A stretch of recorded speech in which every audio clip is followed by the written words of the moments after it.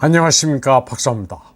드미트리 페스코프 크렘린 대변인은 러시아가 트럼프에 대한 환상은 가지고 있지 않다고 말했습니다. 트럼프는 러시아가 나폴레옹과 히틀러를 패퇴시킨 역사는 좀 알지 모르겠지만 그는 여전히 러소포비아가 강한 미국 엘리트의 일부라고 말했습니다. 그리고 트럼프 또한 러시아에 많은 제재를 가했다고 그는 말했습니다. 트럼프는 팍스뉴스에 출연해 러시아의 전쟁 기계는 나폴레옹과 히틀러를 모두 물리쳤다면서 재선에 성공한다면 우크라이나 갈등을 막는 것을 최우선 순위로 하겠다고 밝혔습니다. 그런데 트럼프 1기 행정부 시절 국무장관이었던 마이크 폼페오는 월스트리트저널에 트럼프의 평화 계획을 설명했는데 이는 그동안 트럼프가 말한 내용과는 차이가 있습니다. 갑자기 툭 튀어나온 폼페오는 좀 이상합니다. 그는 도널드 트럼프가 대통령이 되면 우크라이나에 대한 미국의 지원을 극적으로 늘릴 의향이 있다고 주장했습니다.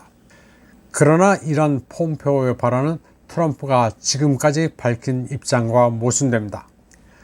목요일 게재된 월스트리트저널의 사설에서 폼페오와 네오콘 전략가인 마크 어반은 트럼프가 우크라이나에게 러시아에 대한 평화 조건을 지시하는 만큼 그 반대급부로 충분한 지원을 제공할 것이라는 많은 증거가 있다고 주장했습니다.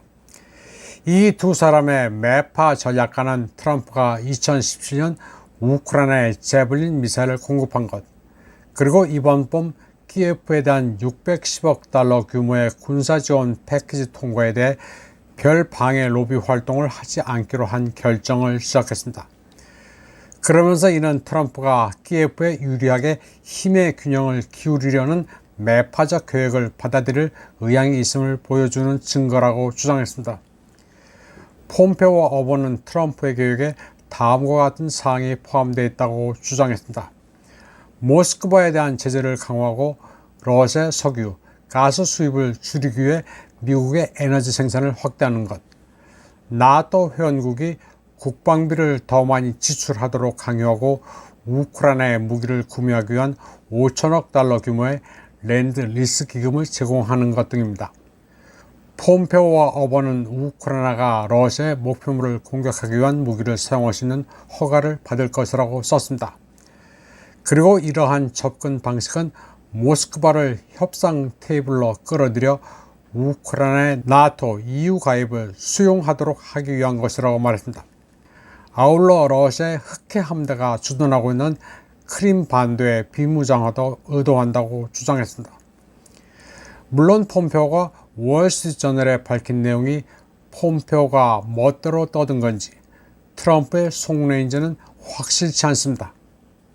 한편 트럼프는 우크라이나 비판가 JD 밴스를 러닝메이트로 지명한 후 팍스뉴스와의 인터뷰에서 러시아를 우크라이나 군대가 이길 수 없는 전쟁 기계라고 묘사했습니다.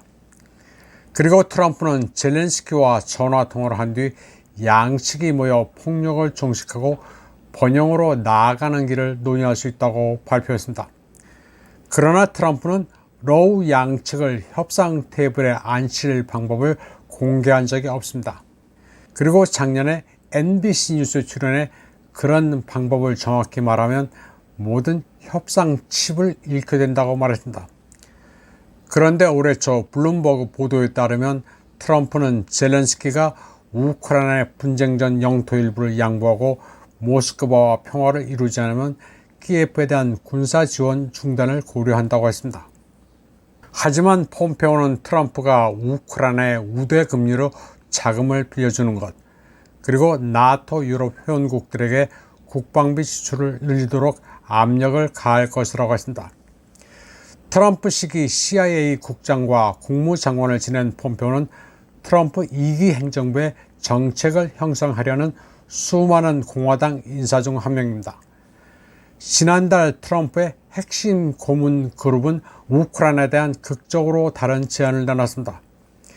키예프가 현재 전투 라인과 모스크바와의 평화회담에 따라 휴전에 동의하는 경우에만 더 많은 미국 무기를 얻을 수 있다는 내용이었습니다. 지금까지 소개해드린 월스트리트저널 기사는 러시아 매체 RT에도 소개됐습니다. 당연히 러시아로서는 트럼프가 떠드는 소리와 폼페오의 사설을 비교해 봤을 게 뻔합니다. 페스코프 대변인은 러시아는 결코 장밋빛 안경을 쓰고 사안을 바라본 적이 없다고 말했습니다. 그리고 트럼프가 대통령 임기 동안 러시아에 엄청난 수의 제재를 가했기 때문에 모스크바의 관점에서 볼 때 그와 다른 미국 정치인들 사이에는 큰 차이가 없다고 말했습니다.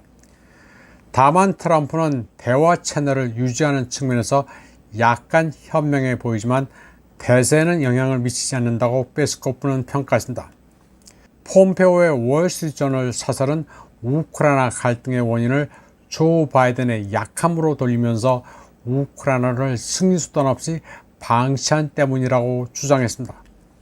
폼페오는 힘을 통한 평화계획에 미국 경제 활성화, 러시아에 대한 실질적 제재 부과, 중동에서 이란에 반대하는 블록 구성, 나토 활성화, 우크라이나에 5천억 달러 상당의 군사장비 무상대여, 무기 사용 제한 해제 등이 포함됩니다.